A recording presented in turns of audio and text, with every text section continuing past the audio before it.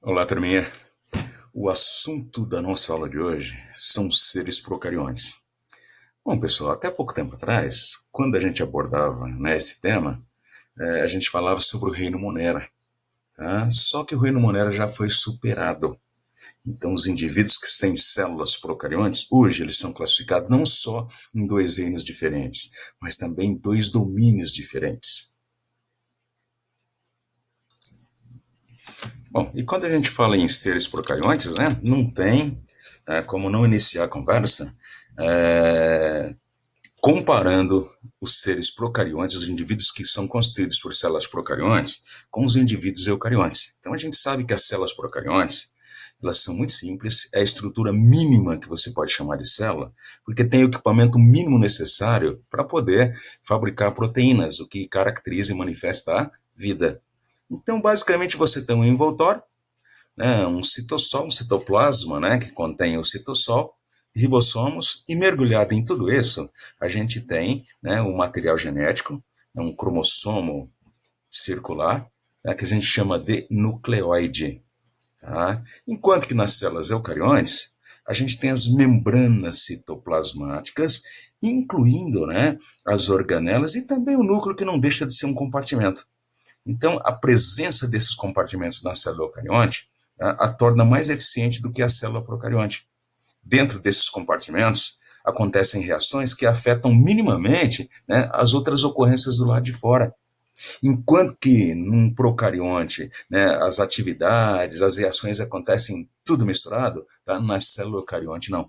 Tá? Cada estrutura membranosa que a gente chama de organela acaba sendo um compartimento, um cômodo, onde as reações acontecem, sem impactar o lado de fora. Então, na mitocôndria acontece as reações relacionadas à produção de energia, confinado, tá? O lisossomo, atividade relacionada à digestão, o Golgi, relacionado à secreção. E até mesmo o DNA de uma célula eucarionte tem sua privacidade, tem sua particularidade, um compartimento, um cômodo, particular, que é o núcleo, que permite que ele trabalhe melhor, tá? Que ele tenha, melhores condições de controlar o funcionamento da célula. Ao passo que o material genético de uma célula procarionte está aqui, misturado com todas as ocorrências que acontecem no citoplasma. Certo? Então, a célula procarionte é bem mais simples. Tá? Dá para notar que essa simplicidade tem a ver com menor eficiência em relação à complexidade da célula eucarionte. Basta pensar que os indivíduos mais complexos, como nós, não são feitos de células procariontes. Elas não conseguiram evoluir o suficiente no patamar de produzir indivíduos complexos, sofisticados. Tá? Então, esses indivíduos complexos, sofisticados, são constituídos de células eucariontes. E os indivíduos que a gente chama de procariontes, não são tudo a mesma coisa, não. Tá? Então a gente tem que pensar que a morfologia de todos os procariontes é muito parecida. Essa célula, mais simples, sem o núcleo organizado, sem organelas membranosas, está presente em todos os procariontes. Tá? Mas eles são assim muito parecidos em relação à, à morfologia, mas são muito diferentes em relação à bioquímica. Então, logo no início, os cientistas descobriram, quando eu digo início lá já antes da metade do século XX, eles descobriram que algumas bactérias eram diferentes. Tá? Inclusive, elas foram notadas pela capacidade de sobreviver em situações extremas. Então, os cientistas inicialmente só consideraram como um grupo diferente de bactérias. E, inclusive, chamaram de arqueobactérias porque achavam que eram os seres vivos mais primitivos que ainda poderiam existir no planeta. Tá? Mas depois, com as descobertas, chegaram à conclusão que não é bem assim. As diferenças são muito grandes, enormes, tá? E, na realidade, o que foi chamado de arqueobactéria inicialmente, numa alusão à sua primitividade, são bem mais próximos de nós eucariontes do que das outras bactérias. Então, com essa descoberta, acabaram fazendo achados químicos importantes, tá? E nos anos 70, no final dos anos 70, tá, já se sabia que a maioria das bactérias, o que a gente chama de bactéria convencional, tá, não poderiam ser colocadas no mesmo reino, da o que era arqueobactéria, passou a ser chamado de arco, simplesmente arco, para não provocar confusão, certo? Tá? Então, o reino Monera, desde essa época, já ficou um reino assim obsoleto. Tá? Então, a partir desse momento, já foi sugerido, né, a criação de outra unidade de classificação, que eram os domínios. Então, foram criados os domínios, né? E aí surgiram 3 domínios. Um domínio só para os seres eucariontes. A gente já viu, né? É o domínio eucário. Tá? Só que o que era reino Monera foi dividido, né? Além de serem divididos em 2 reinos, foram separados também em 2 domínios. Então, as bactérias e cianobactérias, que a gente chama de convencionais, as mais conhecidas, né, formam o reino, né, das bactérias ou eubactérias. Tá? E essas bactérias, né, mais resistentes, né, tá, passou a constituir o reino Archaea, tá, e também o domínio Archaea. Tá? Então, a partir desse momento, a gente tem o reino Monera dividido em 2 reinos e também dividido em 2 domínios. E a gente sabe que os eucariontes continuaram nos 4 reinos iniciais, tá? Mas a mudança radical mesmo aconteceu, tá, entre os indivíduos que a gente chamava, de reino Monera, que são os protistas. Certo? Então não se esqueçam desse detalhe. Tá? E vale a pena a gente falar um pouquinho sobre as diferenças entre as bactérias e as árqueas. Então, diferença mesmo estrutural, né? A parede celular, enquanto que a parede celular, né, nas bactérias são constituídas por peptidoglicano, mistura de proteína com açúcar, nas arcas é constituído por um polissacarídeo chamado pseudomureína.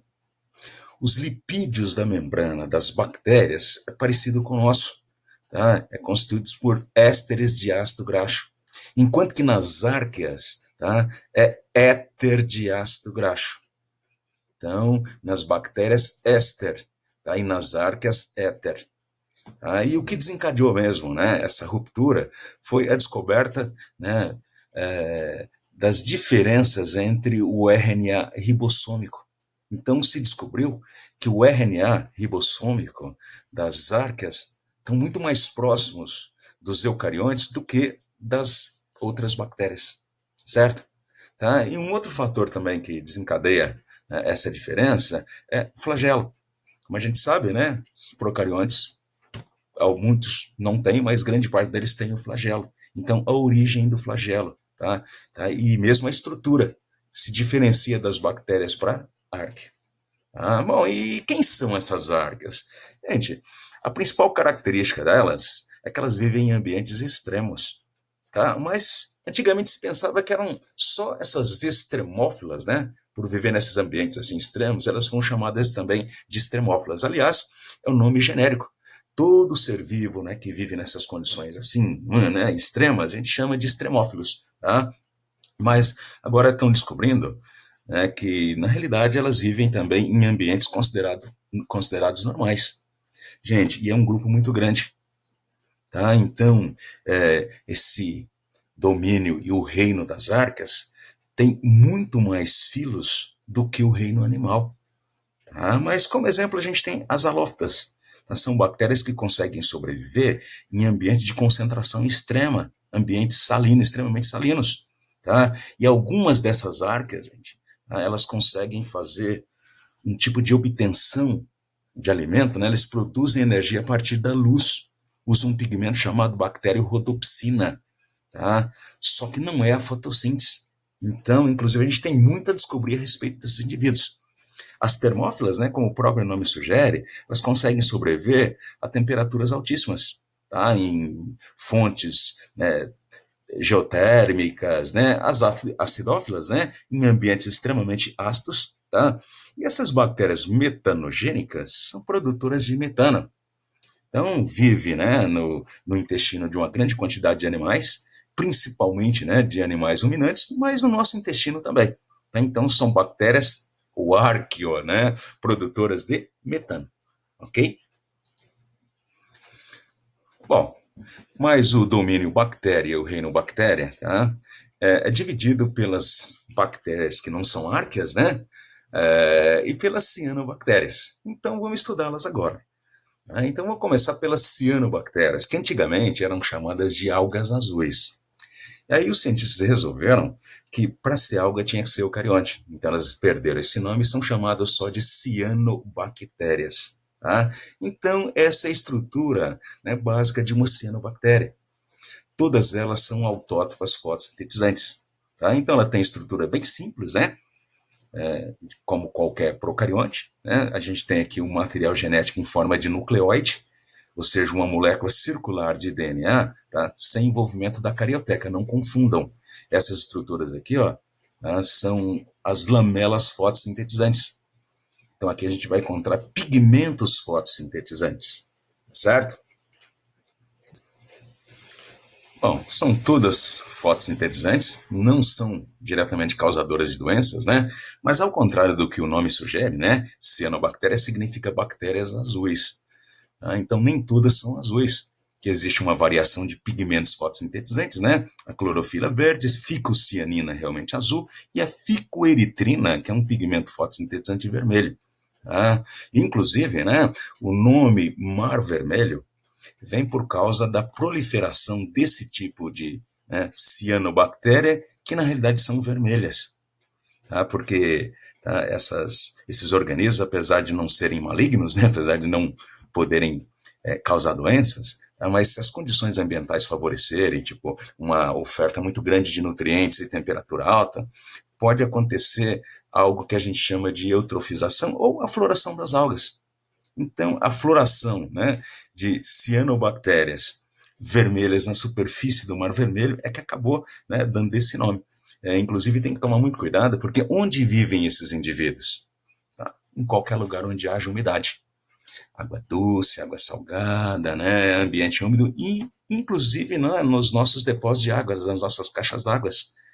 Então tem que tomar muito cuidado, porque se essas bactérias proliferarem muito, elas passam a produzir, né, um material tóxico, uma substância tóxica, que pode causar, né, inclusive a morte. Não é comum isso acontecer, mas já aconteceu no Brasil. Tá? Nos anos 80, né, em Pernambuco, tá? Caixas d'água foram contaminadas por grande quantidade de cianobactérias, né? E justamente caixas d'água que eram usadas no processo de hemodiálise. Então, muitos pacientes morreram por causa da toxina liberada, né, por essas cianobactérias que se acumularam em caixas d'água. Por isso que é bom ter, né, como hábito sempre, né, periodicamente, limpar as caixas d'água. Elas são muito importantes, né, do ponto de vista ecológico, né? São produtoras de alimento e oxigênio, né, fixação do nitrogênio. Então a gente sabe que é um processo muito importante, né, vital, porque o nitrogênio molecular presente na atmosfera não pode ser usado por seres eucariontes. Então, alguns seres procariontes conseguem converter o nitrogênio molecular, tá, em formas de nitrogênio que possam ser usadas pelos eucariontes. Então a gente chama isso de fixação biológica do nitrogênio. Tá? Então esse papel só pode ser feito por alguns seres procariontes, tá? E a gente encontra alguns deles, né, entre as cianobactérias. Tá? E formação de líquens também. A gente fala, né, que os líquens são associações entre algas e fungos. Tá? Então, em alguns líquens, ao invés de algas eucariontes, a gente tem cianobactérias atreladas. E muitas delas formam colônias, né? Que a gente chama de filamento. Então, aqui a gente tem, por exemplo, a nostoc, né, alga filamentosa, fixadora de nitrogênio, tá? Tem a anabaena. Então, do ponto de vista ambiental, do ponto de vista ecológico, tá? Esses seres são muito importantes e muito abundantes, né? Em qualquer lugar do planeta, em qualquer lugar da biosfera, você vai encontrar grandes quantidades, grandes concentrações de cianobactérias. Bom, mas o foco principal quando a gente fala sobre seres procariontes, né, são realmente as bactérias comuns, né, não as arqueas. E ao contrário do que a gente pensa, é muito comum associar o termo bactéria com doença. Não, a grande maioria das bactérias não são patogênicas, não são causadoras de doenças. Inclusive, muitas delas são fundamentais para o equilíbrio no ambiente. É claro que tem algumas delas que causam doenças, doenças inclusive importantes, tá? Mas a maioria não é bactéria causadora de doença. Tá? Então, aqui a gente tem, né, uma bactéria típica, né? Nem toda bactéria é assim, porque um dos critérios que a gente usa para classificar as bactérias é o formato da célula. Então, essa bactéria aqui tem um formato que a gente chama de bacilo. Tá? Mas dá para ver, né? A simplicidade se reflete aqui. Então, você tem um material genético, DNA, né? Circular, que forma um nucleóide. Tá? Aqui a gente tem, né? Essa suspensão coloidal que facilita as reações químicas, né? Que nós chamamos de citossol, né? Que preenche todo o citoplasma. Tá? Então, além do material genético DNA, além do citossol, nesse citoplasma a gente encontra também ribossomos, fundamentais para a produção de proteínas. Tá? Tem a membrana plasmática, que toda célula tem, né? E tem também a parede celular ou membrana esquelética, tá? Que a grande maioria dos procariontes apresenta. Tá? E nesse caso aqui tem uma cápsula gelatinosa que chega a ser quase que exclusividade de indivíduos patogênicos. Essa cápsula gelatinosa acaba se constituindo numa ferramenta, tá? Para esses seres causarem doenças, atacar células, né? Prejudicar de alguma forma a célula. Tá? E aqui o flagelo, né, que muitas bactérias têm. Tá? Nem toda bactéria tem, mas muitas bactérias têm. Tá? E essas fibrilas ou fímbrias aqui não estão relacionadas à movimentação. Tá? Então, essas estruturas estão relacionadas à troca de material genético. Algumas bactérias fazem algo que a gente chama de reprodução sexuada. Elas trocam DNA. Tá? Então, através dessas estruturas. Bom, um bom número de bactérias tem o seu material genético formado por um cromossomo, né, que é uma molécula de DNA circular, tá? Mas algumas bactérias têm um cromossomo secundário chamado plasmídio. Ele é menor, também circular, tem um número bem menor de genes, tá? Então, esse plasmídio está relacionado à adaptação da bactéria. Nesse plasmídio, a gente encontra genes, né, que estão vinculados à resistência bacteriana ao ambiente. Então, a gente ouve muito falar, né, sobre bactérias resistentes a antibióticos, bactérias que desenvolvem resistência a antibiótico. Então, a capacidade de sobreviver à ação dos antibióticos, tá, e sobreviver a outras intempéries, normalmente está vinculada a genes presentes em plasmídios. Tá? Mas é claro que nem toda bactéria tem. Tá? E a gente vai ver que uma característica interessante das bactérias que tem é que elas podem trocar plasmídios, tá? O que caracteriza também, né, uma reprodução sexuada em bactérias. E provavelmente muitos de nós, né, já ouviram falar no tal de gram positivo ou gram negativo. Nem sei do que se trata, professor, mas e aí? O gram positivo, tá? É um tipo de bactéria, né, que, quando colocado em contato com o reagente de Gram, o cientista que inventou esse dispositivo, tá, ela fica avermelhada. Tá? E a gram negativa, tá, ela tem uma estrutura da parede celular um pouco diferente que não permite a fixação desse corante. Então ela fica azulada. Então notem, né, essa diferença está relacionada com a estrutura da parede celular. Tá? Então, isso é muito importante saber se uma bactéria é gram-positiva ou gram-negativa, tá? Para poder pesquisar medicamentos, novos medicamentos, né? Ou a prescrição do medicamento.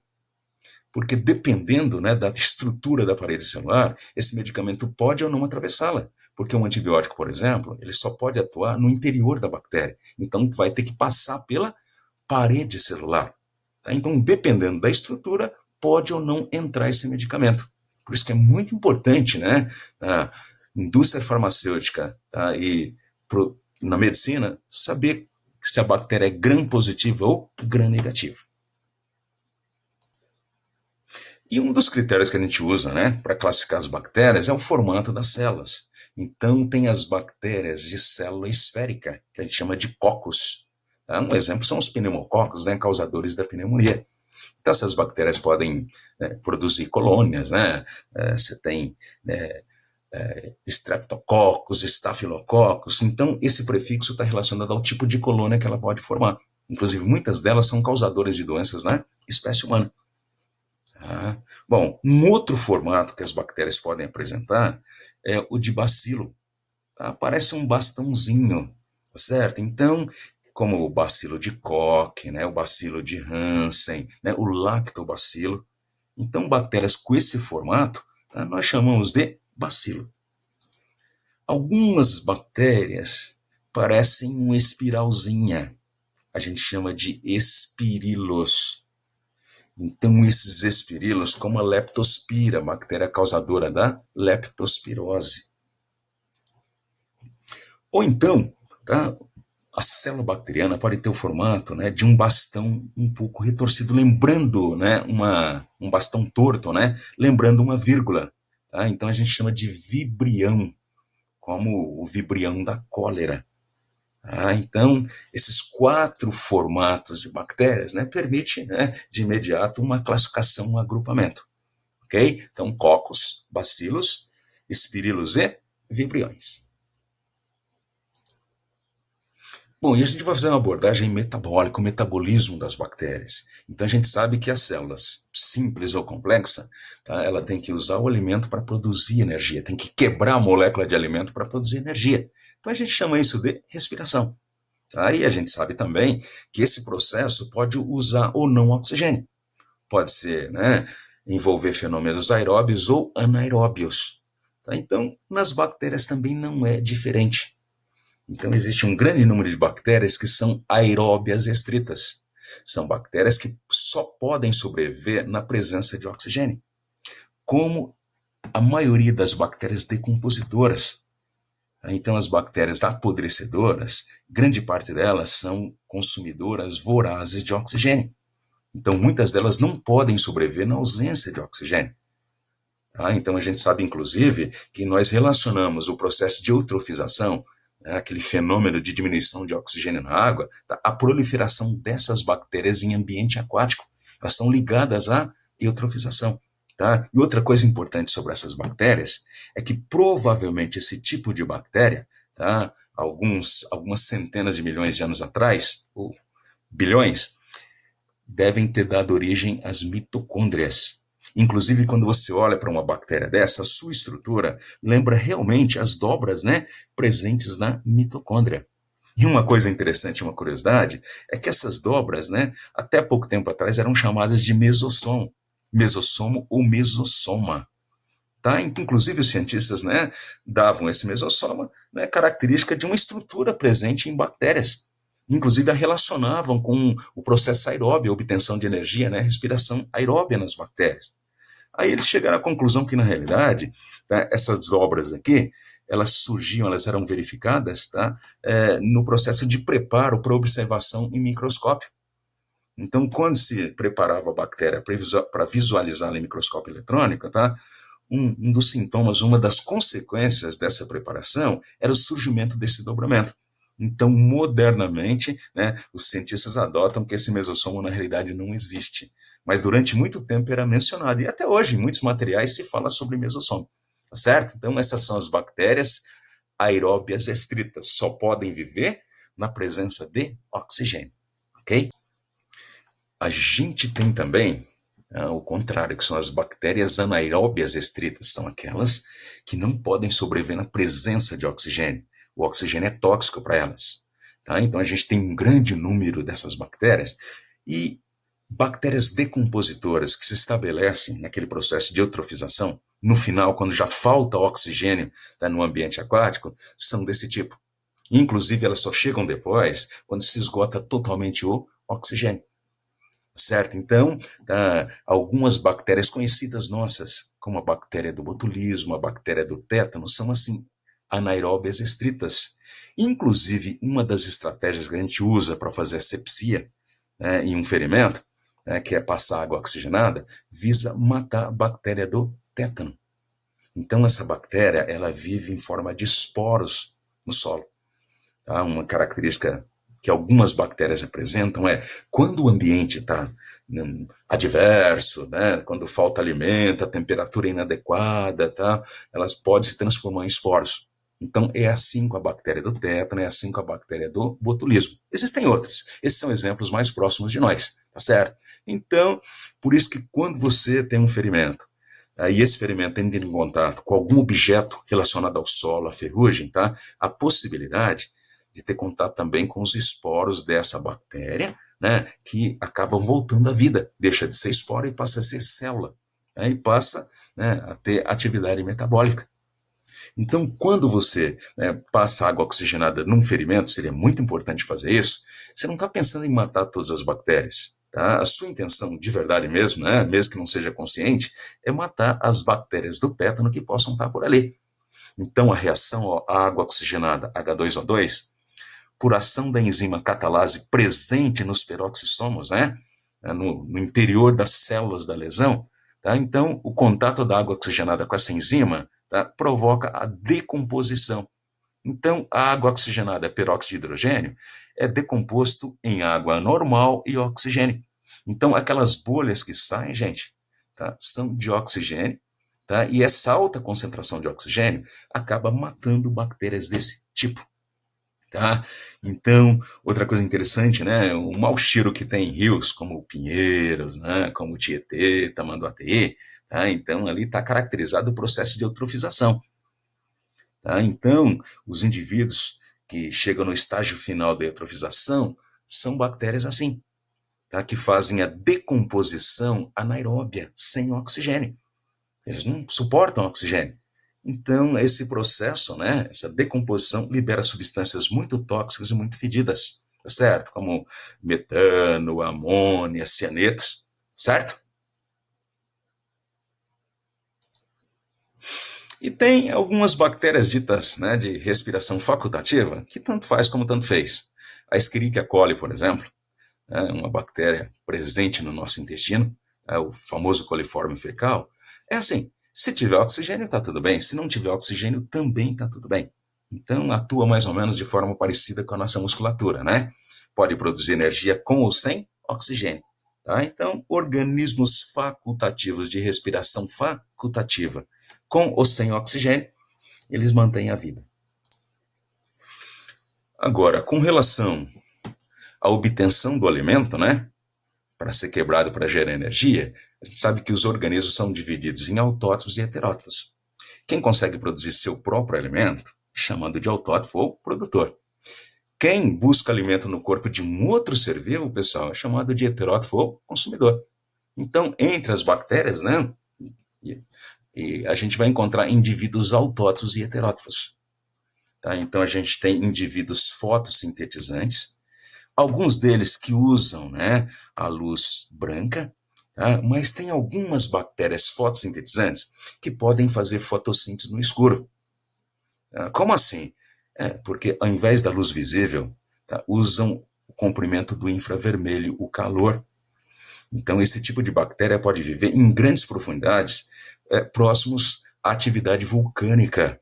Então, muitas colônias de seres vivos nesses locais são sustentadas por indivíduos assim, tá, que usam o calor, né, tá, o infravermelho, como fonte de energia para poder fabricar alimento. Não raro esses indivíduos usam, né, como fonte de hidrogênio, ao invés da água, ácido sulfídrico, certo? Bom, e existe também nesse grupo, né, as bactérias quimiosintetizantes. Então, muita gente acha que o único processo de produção de alimento é a fotossíntese, mas não é. Tá? Então, o que predomina em termos de ecossistema é a fotossíntese. São seres fotossintetizantes.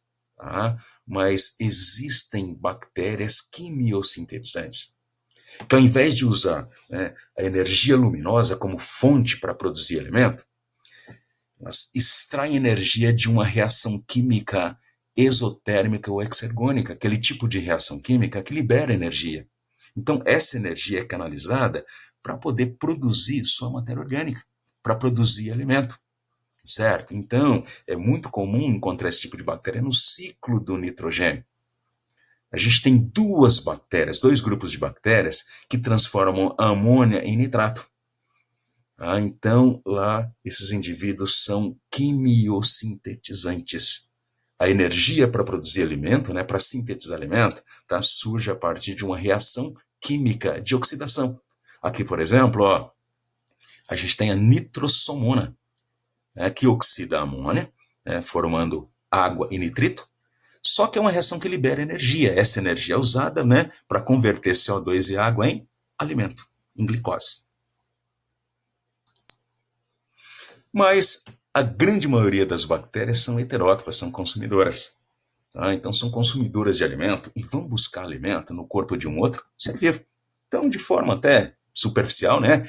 Algumas são fermentadoras, como o lactobacilo, né? Um grande número de bactérias são decompositoras, certo? Apodrecedoras, que contribuem muito para o equilíbrio ambiental, tá? E algumas bactérias são parasitas, né? Vai buscar moléculas no corpo de um ser ainda vivo, provocando doenças. Não são maioria, tá? Mas elas existem e são importantes. Bom, e com relação à reprodução, né? São seres unicelulares. Então, a forma predominante de reprodução, né, que acontece em todos eles, tá, é uma mitose bem simplória, né? Bem simples, porque, né, tem menos estruturas, que a gente chama de divisão binária ou cisciparidade. Então, quando a mitose está aplicada à reprodução dos unicelulares, a gente chama de divisão binária ou cisciparidade.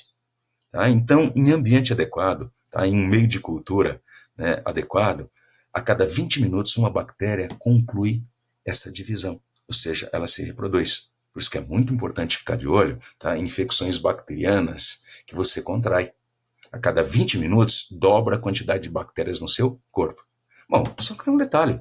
Esse é um processo assexuado, é um processo de clonagem. A gente sempre sabe que a mitose, mesmo simples, né, assim, é um processo de clonagem. Tá? Então não gera variabilidade genética. Tá? E muitas bactérias, né, que usam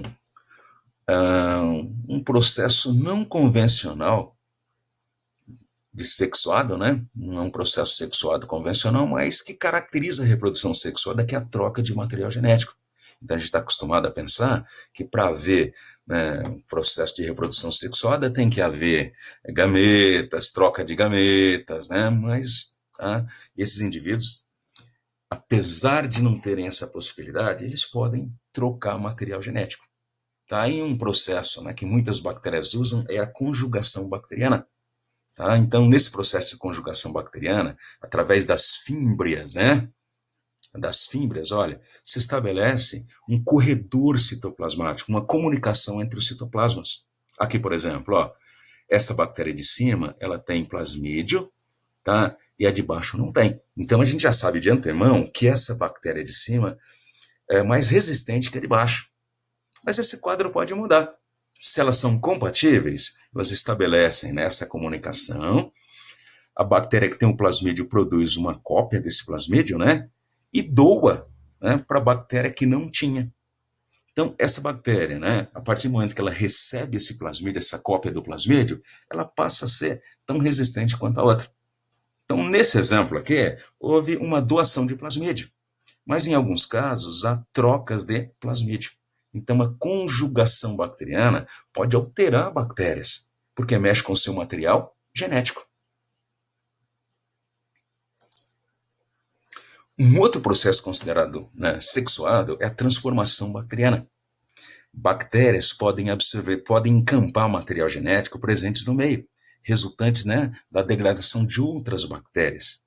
Então, uma bactéria que está num ambiente, né, obviamente ela continua viva, mas nesse ambiente tem outras bactérias e elas estão mortas, né, teve a membrana fragmentada, elas podem absorver fragmentos desse DNA e esse fragmento pode ser incorporado ao seu material genético, causando alterações genéticas nessa bactéria que passa a ser diferente do que era antes. Por isso é caracterizado como um processo sexuado. E pasmem, até aquele vírus bacteriófago, né, que a gente conhece, né, que usa bactérias para poder reproduzir, pode alterar o material genético de uma bactéria. Quando ele entra na bactéria e usa essa bactéria para reproduzir, pode ser que os novos vírus, passem a portar material genético da bactéria. E quando esses novos vírus saírem e atacarem outras bactérias, pode transferir esse material genético para as bactérias que vão ser atacadas em seguida. A gente chama isso de transdução. Transdução em bactérias é um processo relacionado com vírus. Tá? Então, sem o vírus, sem o tal de bacteriófago, esse processo não acontece. Ele acaba transferindo, né, DNA, né, de uma bactéria para outra. E a gente não pode esquecer da importância ecológica das bactérias. Quando você fala importância ecológica, né, é a importância relacionada à manutenção do equilíbrio ambiental. Então, um grande número de bactérias são decompositoras, decompõem a matéria orgânica, transformam a matéria orgânica, né, os corpos dos seres vivos, em matéria inorgânica. Isso é muito importante porque permite a reciclagem pelos produtores. Imagina só se os cadáveres não sofressem decomposição. Primeiro, quando os seres vivos retiram nutrientes do solo, tá, vai produzindo um déficit nutricional do solo. Então, esse nutriente tem que ser devolvido. Tá? Então, à medida que esses cadáveres são decompostos, acontece essa devolução, impede que o solo fique estéril. Tá? Então, a reciclagem da matéria, tá, passa pelos decompositores.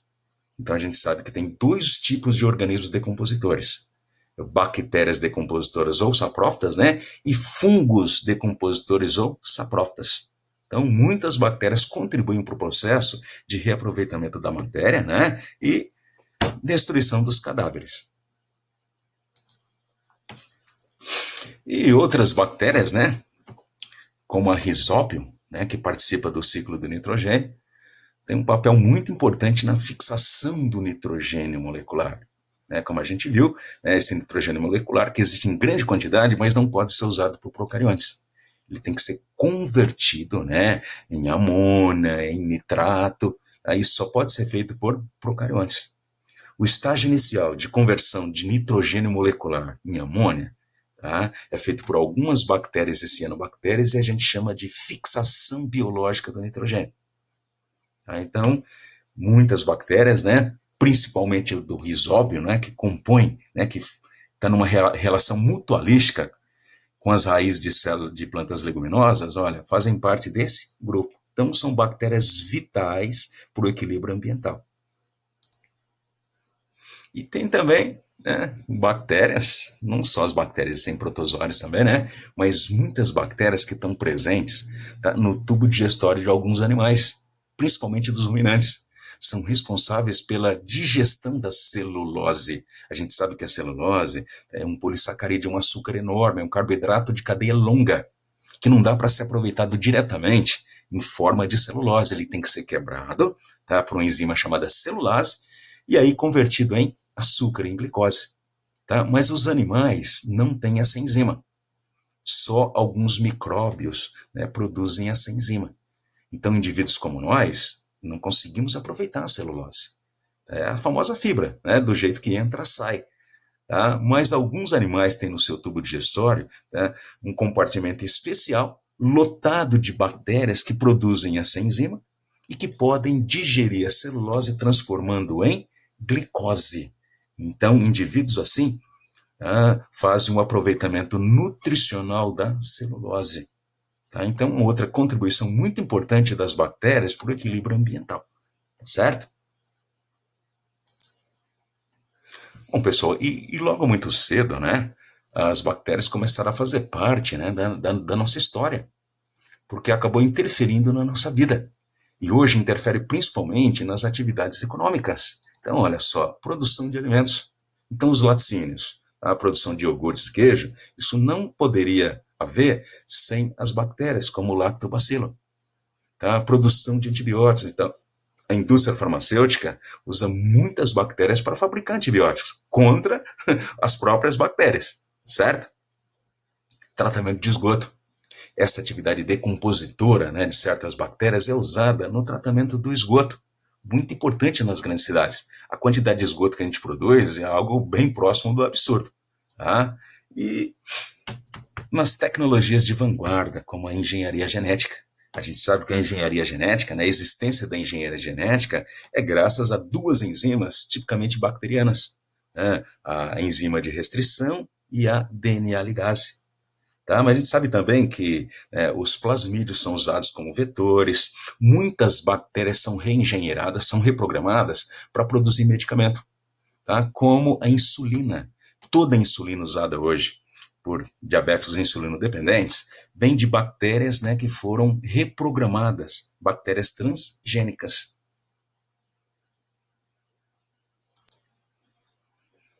Bom, e apesar da gente saber que proporcionalmente é um número muito pequeno de bactérias que causam doenças, elas existem, estão aí, nos incomodam, né? E não dá para ignorar. Então, essas são as bactérias patogênicas. Tá? Então, essas bactérias parasitas é uma preocupação muito grande da indústria farmacêutica e da medicina. A gente sabe que a principal forma, né, de se proteger contra micro-organismos é através da vacinação. Então, quando os cientistas, né, dominam a tecnologia de modificação de um germe para transformá-lo em vacina, significa que se tira a capacidade patogênica, a capacidade que esse germe tem de causar doença, tá, e coloca no seu corpo para que possa estimular a produção de anticorpos. Então, a gente sabe que, né, a grande dificuldade da vacina é alterar esse germe, pegar algum componente desse germe, de maneira que ele não possa causar doença, mas que ao mesmo tempo produza, né, uma reação do sistema de defesa, que a gente chama de imunitária, a produção de anticorpos. Então, é a forma mais eficiente em termos artificiais que a gente tem, né, para nos proteger não só de bactérias patogênicas, mas de germes de maneira geral. Tá? Então, é preventivo. Tá? Mas não raramente a gente tem que ir para o médico porque desenvolve uma infecção bacteriana. Então, se você vai ao médico e o médico te receita um antibiótico, certeza que você tem uma infecção bacteriana. Então, existe uma gama muito grande de antibióticos, né, que são receitados pelos médicos. E uma coisa muito importante, gente, que tem que ser observado por nós, é antibiótico tem que ser receitado pelo médico, tem que ser prescrito pelo médico, tá? E a gente tem que obedecer à prescrição. Não só o tipo de antibiótico a ser tomado, mas também o tempo a se tomar desses antibióticos. Tá? Peraí, como que o antibiótico age contra a infecção bacteriana? Tá? Ele mata ou enfraquece as bactérias. Tá? Então, isso facilita a ação do sistema de defesa. O sistema de defesa que falhou, né, quando da implantação da infecção, tem tempo para poder se restabelecer e fazer um contra-ataque. Tá? Só que tem um detalhe muito importante. No nosso corpo, principalmente no nosso tubo digestório, existem, né, bactérias importantes que contribuem para o equilíbrio, né, principalmente no nosso intestino. E o uso muito prolongado de antibióticos pode destruir essas bactérias. Tá? E uma outra coisa muito importante é que o uso de antibiótico pode selecionar bactérias resistentes. Hoje é um flagelo, né, para a humanidade esse assunto, bactérias resistentes. E por incrível que pareça, o uso do antibiótico, ele não vai alterar a bactéria. Não é o antibiótico que vai mudar a bactéria e deixá-la resistente. O que o antibiótico faz é selecionar as bactérias resistentes. Então imagina que provocando a doença no indivíduo, você tem uma população de bactérias. Bom, por mutações ou por processo sexuado, dá para garantir que nessa população os indivíduos não são todos iguais.